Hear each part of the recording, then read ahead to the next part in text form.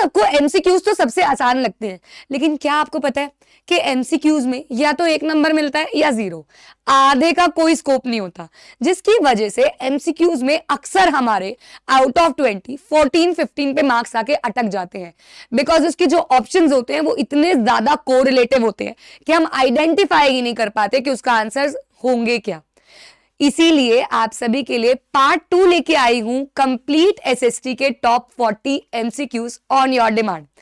Hello everyone, स्वागत है आप सभी का आपके अपने YouTube channel science and fun education पे, जहां हम सभी टीचर्स आपको दिल और दिमाग दोनों से पढ़ाते हैं। And I am your educator Reema Ghai, आपकी इस परेशानी का सोल्यूशन लेके आ गई हूं। 40 एमसीक्यूज करेंगे, क्वेश्चन आंसर्स। आप लोग इन 40 क्वेश्चन की लिस्ट बनाएंगे और देखेंगे कि आपके कितने करेक्ट हुए। फिर at the end of this session आप मुझे out of 40 how much you scored comments में बताएंगे। तो शुरू करें बिना किसी देरी के।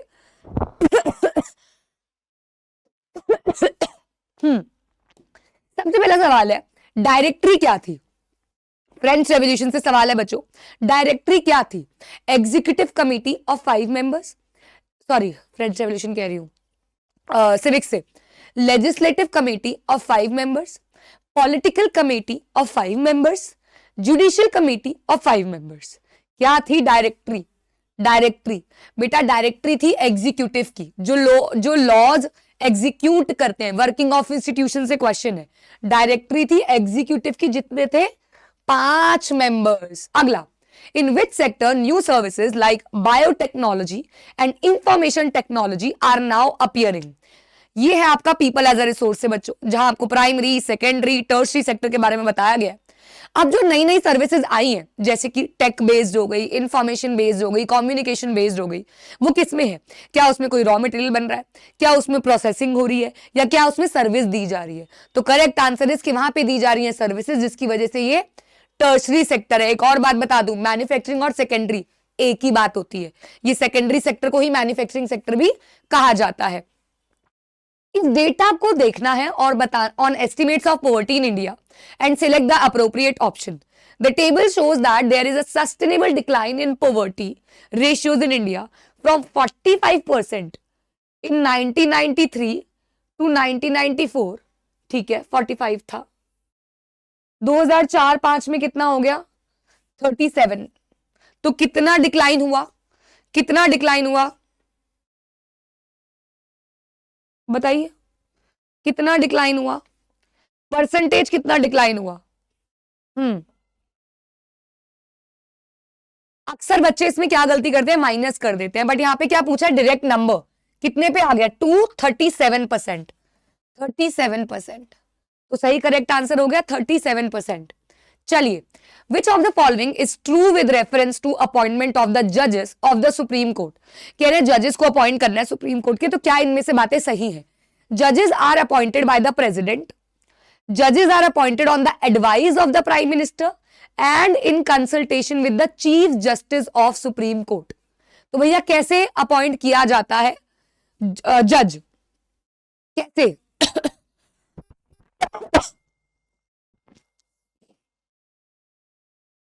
हाँ जी, कमेंट से बताइए, कमेंट से बताइए क्या बातें सही हैं, क्या दोनों बातें सही हैं, क्या एक बातें सही है, क्या एक बातें गलत है, कौन सी बातें सही है? दोनों सही है, दोनों सही है, दोनों सही है। Both and B are true and or sorry both and B are true, दोनों बातें सही है। प्रेसिडेंट अपॉइंट करता है, लेकिन प्राइम मिनिस्टर और चीफ जस्टिस के एडवाइस पे। फिफ्थ है, What type of unemployment is prevalent in urban areas? देखिए, अनएम्प्लॉयमेंट का मतलब होता है when a person is not willing to work and not getting work, वो अनएम्प्लॉयमेंट है। अब रूरल और अर्बन, तो रूरल में दो तरीके की होती है, एक होती है सीजनल,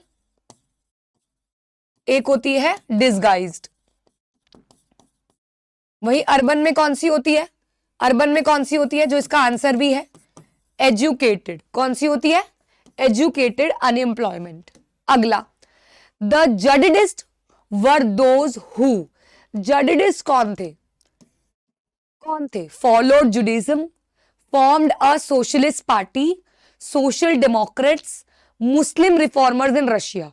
सोशलिज्म से सवाल है, कोने में बॉक्स में इसकी एक्सप्लेनेशन भी थी कि कौन थे जर्डिस। आंसर दीजिए जरा। देखिए नाम से क्या लग रहा है आपको, नाम से ये कौन थे? They were the Muslim reformers in Russia. Russia में मुस्लिम रिफॉर्मर्स थे ये। Assertion reason, assertion reason, hilly region has a rugged terrain in contrast with the plains। Okay जी, हिली रीजन का rugged terrain होता है अगर आप प्लेन्स के कंपेयर करो तो। This area has mountains valleys which make it terrain rugged। यहाँ पे माउंटेन्स भी हैं, वैलीज भी हैं, जिसकी वजह से यहाँ का जो क्या कहते हैं टेरेन है वो रग्ड है, जो टेरेन है वो रग्ड है। बिल्कुल ठीक बात है ना यार, बिल्कुल ठीक बात है। अलग अलग फीचर्स की वजह से ही तो रग्ड है terrain. Both and R true and R is the correct explanation of A. 8 सवाल है। ओके, इनेबलिंग एक्ट क्यों पास किया गया था? क्यों? इनेबलिंग एक्ट 3 मार्च को 1933 में क्यों पास किया गया था? क्यों क्यों क्यों क्यों?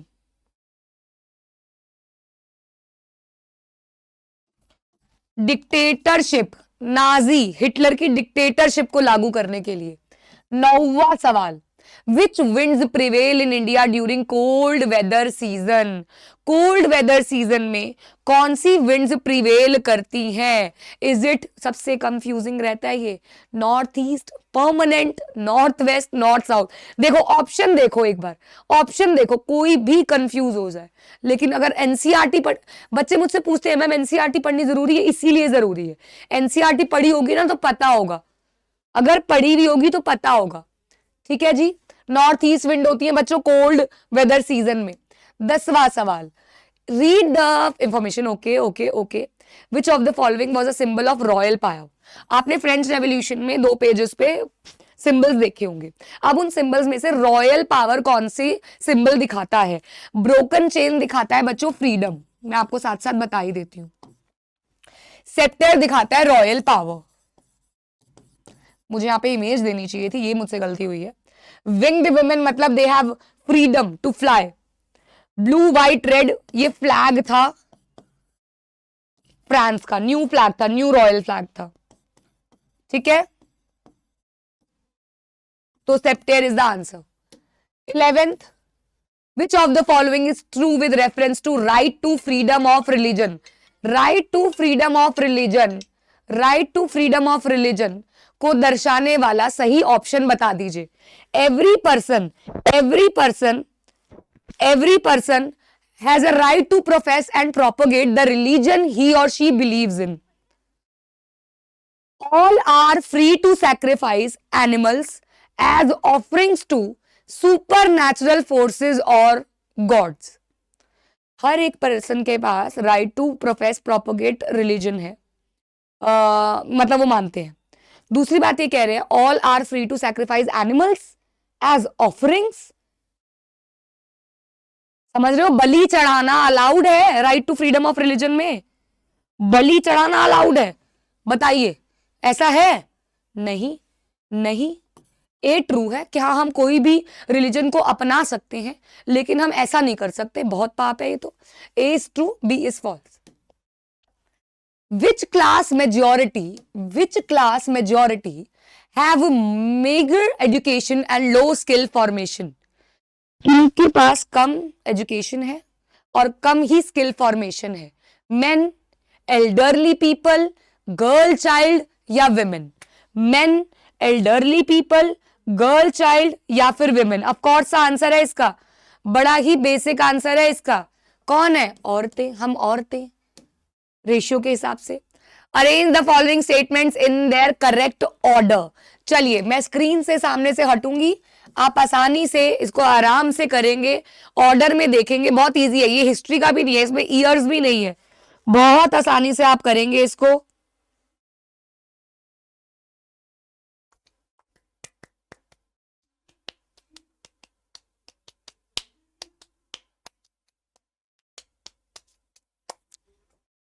Correct answer is C, how. सबसे पहले जेट स्ट्रीम्स फॉर्म होती हैं ओवर वेस्ट एशिया, जो कि अफेक्ट करती हैं कंट्रीज को। इसके बाद डस्ट स्टॉर्म्स क्रिएट करते हैं डिस्टर्बेंस, जो कि विंटर वेदर सीजन में रहते हैं। उसके बाद आता है बहुत हाई माउंटेन्स जो होते हैं, वहां पे रेन शुरू हो जाती है क्रॉप्स के लिए जो यूजफुल है। Last is unseasonal rain damages crop. अगर वहां पे उस टाइम मानसून का टाइम नहीं है, बिकॉज ऑफ दिस रीजन वहां बेमौसम बरसात होती है और वो क्रॉप्स को खराब करती है। तो ये ऑर्डर है। Workers in England and Germany began forming associations to fight for better living and working conditions. They set up funds to help members in times of distress and demanded a reduction of working hours and the right to vote. In Germany, these associations worked closely with the SPD. SPD क्या है यहाँ पे? Socialism से question है बच्चों। SPD क्या है? What is the full form of SPD? एक थी सोशलिस्ट वर्कर्स पार्टी, एक थी socialist Democratic Party. This is what SDP is. This is what, ठीक है, ठीक है। देखो सोशलिस्ट लिखा है आप लोगों ने, सोशल सोशल सोशल आएगा। चलिए 15वां, Which of the following is not playing a role in food security? इनमें से फूड सिक्योरिटी में कौन रोल प्ले नहीं कर रहा है भाई? पीडीएस का तो डिस्ट्रीब्यूशन सिस्टम है, फूड कॉर्पोरेशन ऑफ इंडिया वो गोडाउन्स हैं, वो कंपनी है, वो इंस्टीट्यूशंस हैं, कॉपरेटिव्स कम दामों पे बेचती हैं। आरबीआई का कोई रोल नहीं है। आरबीआई का रोल करेंसी में होता है, ना कि फूड सिक्योरिटी में, ना कि फूड सिक्योरिटी में। चलिए टाइप ऑफ अनएम्प्लॉयमेंट को गेस करना है। इसमें unemployment, people appear to be employed, ये समझ गए होंगे आप लोग कि जितने लोग चाहिए होते हैं उससे ज्यादा लोग काम कर रहे होते हैं। विजिबली तो एम्प्लॉयड होते हैं but actually they are not employed, जिसका दूसरा नाम हिडन अनएम्प्लॉयमेंट भी होता है और एक्चुअल नाम होता है disguise unemployment. Disguise unemployment. Which of the following योजना provide additional central assistance to states for basic services जैसे कि प्राइमरी एजुकेशन, हेल्थ एटसेट्रा? तो बेसिक सर्विसेज कौन प्रोवाइड करता है भाई? Basic services, basic services, yes, PMGY, Pradhan Mantri Gramodaya योजना, ये फूड प्रोवाइड कर रही है, ये सेल्फ एम्प्लॉयमेंट अपॉर्चुनिटीज और ये 100 डेज की assured job. The advantage of opening of the Suez Canal to India, political crisis बढ़ा दिया, कल्चर चेंज कर दिया, लोगों का इन्फ्लुएंस, इंडिया का डिस्टेंस यूरोप से कम कर दिया। 7,000 किलोमीटर से कम किया था सुएज कैनाल ने 1869 में फॉर्म होके, 1869 में फॉर्म होके। ठीक है बच्चा भाड़ी? Okay, now 19th, which program of the government provides compensation to employed if he fails to get 100 days of employment for a year? तो कौन सा स्कीम ऐसा है जो क्या करता है, अगर वो 100 डेज के उनने एप्लीकेशन दी, अब एप्लीकेशन गवर्नमेंट के पास नहीं पहुंची, उसने इग्नोर कर दिया और उनको जॉब नहीं दी, तो उनको उनको कंपनसेशन देना पड़ेगा, भरपाई देनी पड़ेगी। वो किस में होता है बच्चों? NREGA, national rural employment guarantee act 2005। Top 15 subjectives of complete eco, top 25 questions of complete civics, top complete geography, सब डाल दिया है बेटा इसे यूट्यूब चैनल पे, रिसेंटली देख लो, फायदे में रहोगे। इस साल के टॉप क्वेश्चंस हैं उसमें, सब्जेक्टिव्स, ये तो ऑब्जेक्टिव्स हैं, सब्जेक्टिव्स हैं उसमें। लास्ट क्वेश्चन है फर्स्ट सेट का। The year 1904 was a particularly bad one for Russian workers. Prices एकदम से बढ़ गए थे 20% से। Membership of workers association rose dramatically. 4 member of the assembly of Russian workers which had been formed in 1904 were dismissed at the Putilov iron works. हाँ जी, 4 लोगों को निकाल दिया गया था। What do you mean by real wages? Reflect the qualities of goods which the wages will actually buy, quantity of goods which the wages will actually buy, none of these, quantities of goods with the wages will actually sell। क्या दर्शा रहा है यहाँ पे? Real wages नहीं मिल रही थी उनको, उसका मतलब क्या है? रियल वेजेस ना मिलने का मतलब क्या है?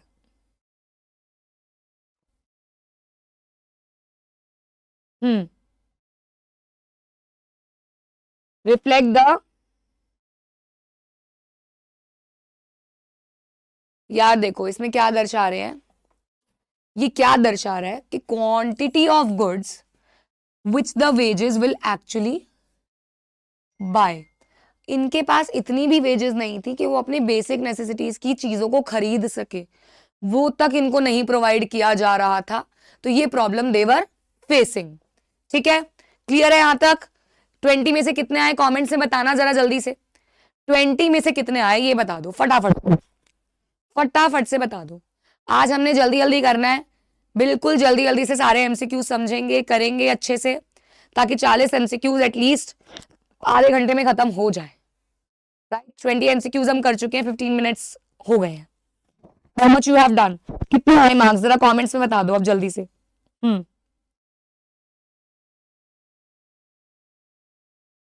ठीक है, आगे चलें, आगे चलें। Dash period is referred to as the reign of terror. Reign of terror का मतलब होता है डर का माहौल। डर का माहौल किससे था? जैकोबिन के मालिक लीडर मैक्सिमिलियन रॉबिस्पियर से डर का माहौल छाया हुआ था। कौन से ईयर में? 1793 टू 1794, जहां ये बुलेटिन कर देते थे उन लोगों को जो भी रिपब्लिक के खिलाफ जाते थे।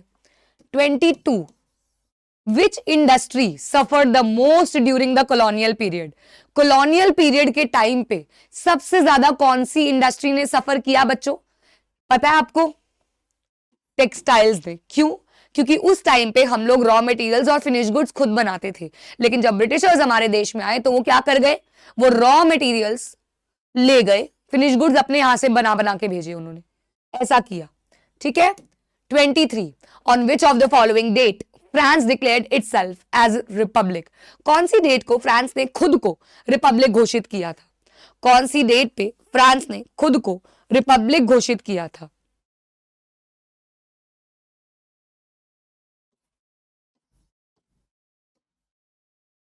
जी हाँ, 21 सितंबर 1792 कन्वेंशन वॉज मेड। दो इमेजेस दी हुई हैं, आपको बताना है what is India share of world area and population. ये तो इसकी जरूरत भी नहीं है, याद ही होगा, याद ही होगा कि एरिया पहले पूछा है तो एरिया आएगा, एरिया, और उसके बाद पॉपुलेशन। तो एरिया कितना यहां बताया हुआ है 2.4 और पॉपुलेशन 17.5। तो इमेज दे दी, ये तो आसान कर दिया, वरना ये तो लर्न होना चाहिए कि हमारा पूरे देश का 2.4% एरिया है and population wise we are at 17.5%। 25th, which of the following port cities owned it their economic prosperity to the flourishing slave trade। Slave trade के स्लेव ट्रेड के लिए कौन से पोर्ट्स हेल्प करते थे? Is it Bordeaux, is it Nantes, is it Paris, is it both A and C? ये map में भी आता है, तो पोर्ट सिटीज कौन कौन सी थी ये मैप में भी आता है, both A and C, Bordeaux and Nantes. ये तीनों ऑप्शंस मार्क करने आते हैं। इसको पूछ लेते हैं मार्सेलीज कहां से चला था। What was meant by new harmony? New harmony का मतलब क्या है? न्यू हार्मनी इन इंडियाना, ऐसे नाम थे ना सोशलिज्म में, इसका मतलब क्या है? A bank, a cooperative community, a capitalist. It was depicting a cooperative community. Harmony मतलब होता है community, unity. Study the picture carefully. Okay, this picture is related to which of the following? Monarchy, democracy, oligarchy या totalitarianism। इन दोनों के बारे में आप class 11th pol science में पढ़ोगे, ये भी बता दूं मैं आपको। तो ये क्या दर्शा रहा है यार, इतना सारा पैसा, ये क्या दर्शा रहा है? हम्म हम्म ये दिखा रहा है वो पैसा, ये दिखा रहा है वो पैसा that is used in campaigns, election campaigns। ठीक है जी। 28, western coastal strip south of Goa is referred to. याद है, parts were divided and marked, Coromandel, Konkan, Kannada, northern Circars, parts को डिवाइड कर दिया गया था। Who remember this, who remember this?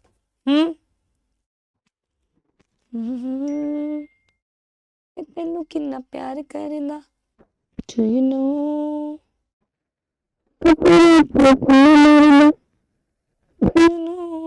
बताओ भाई, तो भाई करेक्ट आंसर क्या होगा इसका?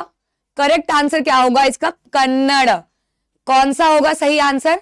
कन्नड़। देखिए बेटा, मैं आपको बताती हूँ इसके अंदर सबसे पहले यहाँ पे जो कोंकण होता है, जो कोंकण होता है वो नॉर्थ ऑफ गोवा में होता है।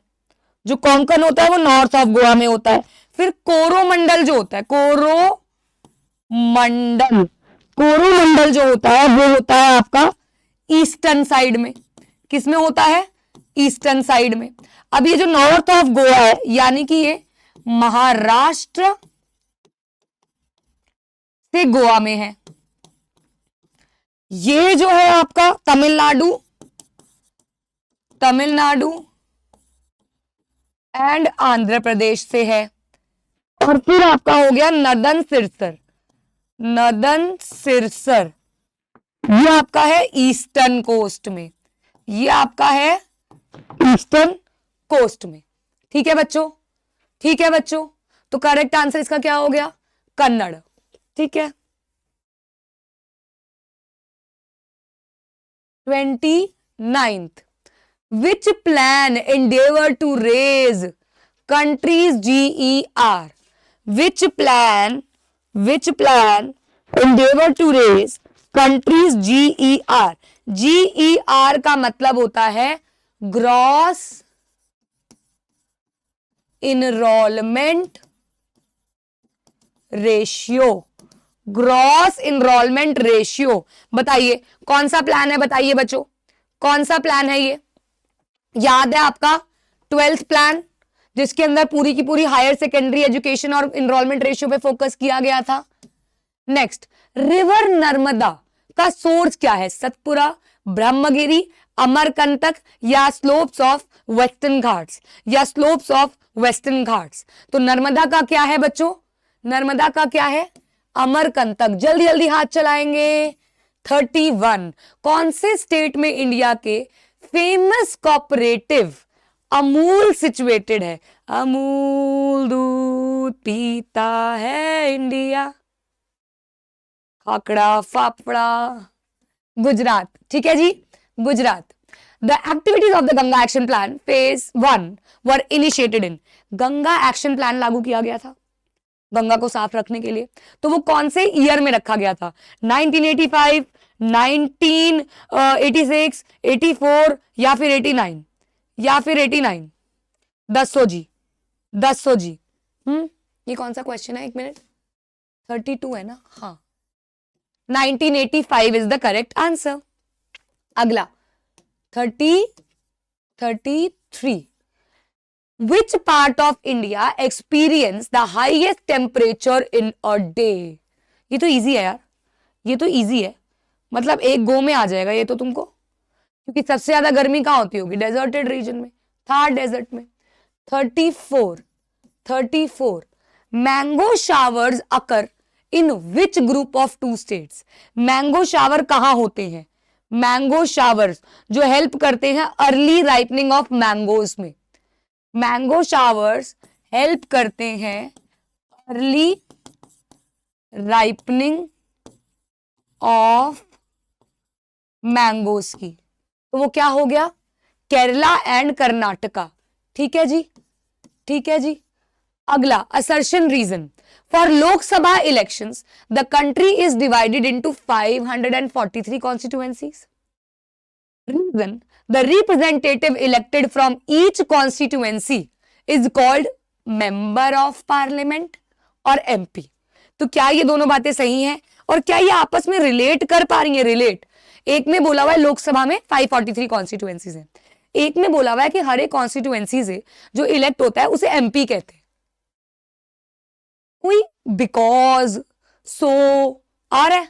नहीं, दोनों बातें सही है, लेकिन ये इसकी करेक्ट एक्सप्लेनेशन नहीं है। बच्चों एक बात याद रखना, कभी भी ओवर कॉन्फिडेंस में असर्शन रीजन सीधे मार्क मत कराना।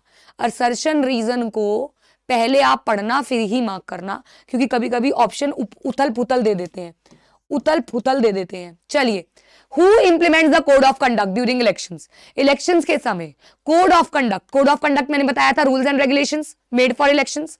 कौन करता है? Supreme court, prime minister, general public या फिर election commission? Election commission. 37, why is India called Republic? क्यों रिपब्लिक कहलाता है? Head of the state is elected, many cultures, many religions या multi party system?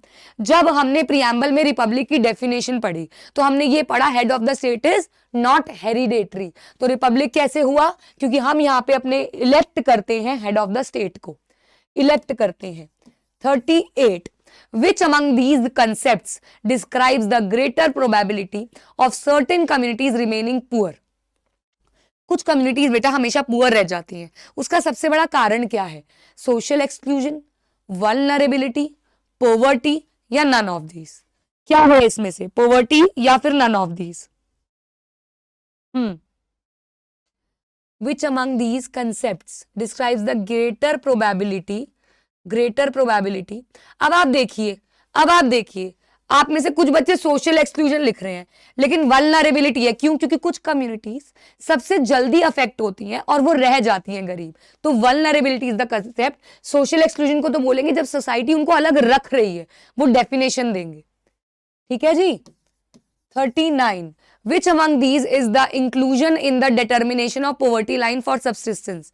poverty line के conclusion में हम क्या देखते हैं? Food requirement, fuel and light, clothing या सबके सब? सेकंड लास्ट सवाल है बच्चों ये। बेसिक नेसेसिटीज में बेटा इलेक्ट्रिसिटी भी आती है, लाइट भी आती है, कपड़ा भी आता है और खाना भी आता है। तो ऑल ऑफ दीज।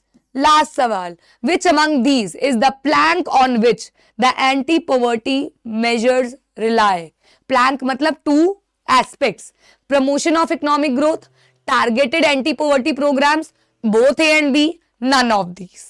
बताइए, आई एम वेटिंग, कमेंट्स में आंसर दीजिएगा इसका। तो बातें दोनों सही हैं। प्रमोशन ऑफ इकोनॉमिक ग्रोथ, पहले इकोनॉमी की ग्रो करेंगे और उसके बाद एंटी पॉवर्टी मेजर्स जैसे कि बहुत सारे कंसेप्ट्स, नरेगा, एनएफडब्ल्यूपी, पीएमआरवाई, एसजीएसवाई, आरईजीपी सब लॉन्च किए। तो ये कुछ एंटी पॉवर्टी मेजर्स कहलाएंगे। ठीक है बच्चा, तो इसी के साथ हमारे टॉप 40 एमसीक्यूज खत्म होते हैं। लेकिन आपको ये सारे क्वेश्चंस ऑनेस्टली मम्मी कसम बताने हैं कि आपने खुद से कितने सही किए, कितने आपके सही हुए आउट ऑफ 40। सेशन को लाइक करना है, दोस्तों के साथ शेयर करके कंपीट करना है कि बता तेरे कितने आए, मेरे तो इतने आए। ठीक है भाई, तो कमेंट्स में भी एक वॉर छिड़ जानी चाहिए कि किसके सबसे अधिक नंबर आए, किसके सबसे ज्यादा नंबर आए। नेक्स्ट आपको सैंपल पेपर चाहिए, कंप्लीट हिस्ट्री के इंपॉर्टेंट क्वेश्चंस चाहिए, या ऐसे ही एमसीक्यूज का 100 या 50 का सेशन चाहिए, मुझे कमेंट्स में सजेस्ट कर देना। अब आपको पता है रेगुलर इंटरवल पे आपको 9th के लेक्चर्स मिलते चले जा रहे हैं, तो जो आपको चाहिए आप मुझे बता देना। बाकी यस, अगर आप में से किसी का भी एग्जाम होता चला जाए तो share your exam PDF on reemagai95@gmail.com। See you all in the next lecture, hope this lecture will help you. पढ़ते रहिए, all the best for your final exam.